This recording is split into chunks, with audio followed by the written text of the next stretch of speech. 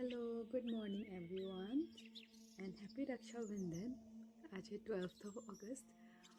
हम लोग आज रक्षाबंधन मना रहे हैं। बहुत लोग कल भी मनाए होंगे। आप लोग कब मनाए थे, कल या आज मनाओगे?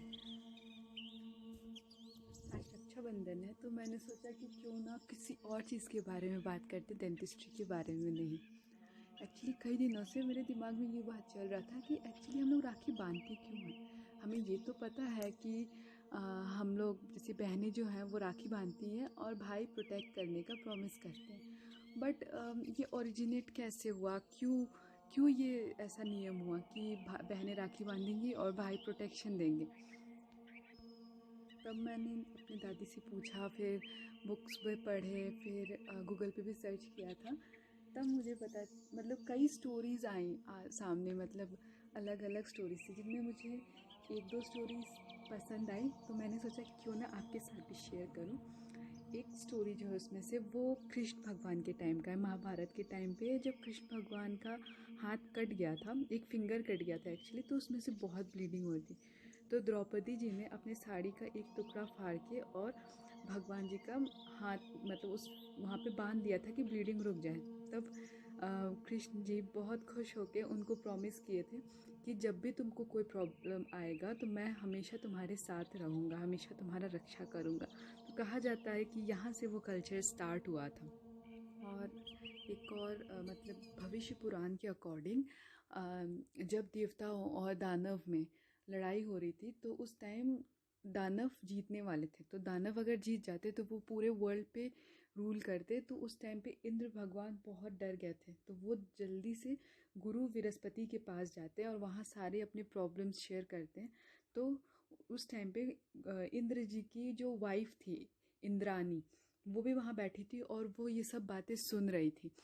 तो उन्होंने क्या किया कि उन्होंने एक रेशम का धागा लिया, उसमें कुछ मंत्र पढ़े और उसको इंद्र जी के हाथ पे बांध दिया और कहा कि अब जाओ और आप लोग मतलब जो युद्ध है उसमें आप लोग ज़रूर जीतोगे। तो इंद्र जी जाते हैं और वहाँ देवता जीत जाते हैं।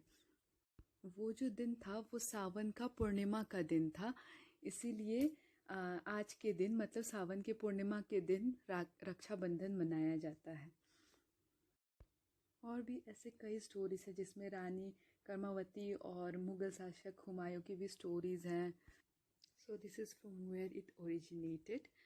बाय। सुबह का अराउंड 8:30 बज रहा है और हम लोग चाय नाश्ता सब कर लिए थे। फिर मैंने सोचा क्यों ना आज लंच मैं बना दूँ। तो यहाँ मैं दही वाले आलू बना रही थी। मुझे वही सब्ज़ी अलग अलग टेस्ट में बनाने में बड़ा मज़ा आता है। तो मैं ये आज मसाले भी सील बट्टे पे पीस के बनाई थी। ये सब्ज़ी बहुत टेस्टी हुआ था। फिर मैं उसके बाद पढ़ रही थी। उसके बाद मुझे थोड़ा भूख लगा तो मैं गुआवा उस काट के और उसमें मैं काला नमक और भुना हुआ जीरे का पाउडर डाल के खाती हूँ। मुझे बहुत अच्छा लगता है। वही मैं खा रही थी और बाहर मौसम काफ़ी अच्छा हो रहा था, तो मैं बाहर बार बार देख रही थी। फिर मैंने रियलाइज़ किया कि आज फ्राइडे था और मुझे अपना हेयर वॉश करना था। तो फिर मैंने सोचा कि अपना हेयर ऑयल कर लूँ। मैं हमेशा अपना हेयर वॉश करने से पहले ऑयलिंग ज़रूर करती हूँ।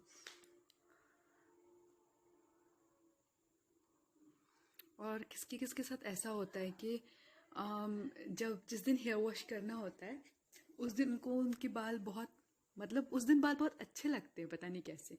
और अगर बाहर जाना हो तो फिर वो अजीब से ही हो जाते हैं। तो वही मैं खुद के बाल को ही देख के इम्प्रेस हो रही थी, एडमायर कर रही थी।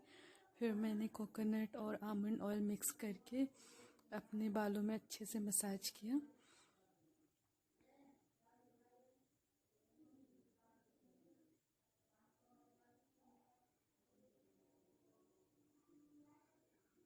बहुत अच्छा लगता है ऐसे धीरे धीरे अपने फिंगर से 10 मिनट तक मसाज करने पे।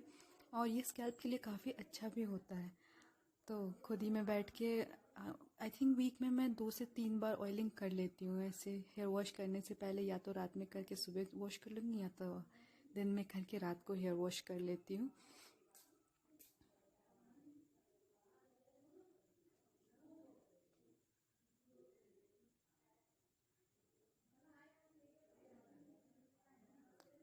ये सब करते करते मैंने रियलाइज़ किया कि ऑलरेडी अराउंड 3 बज गए थे और मैंने सुबह से कुछ भी नहीं खाया था।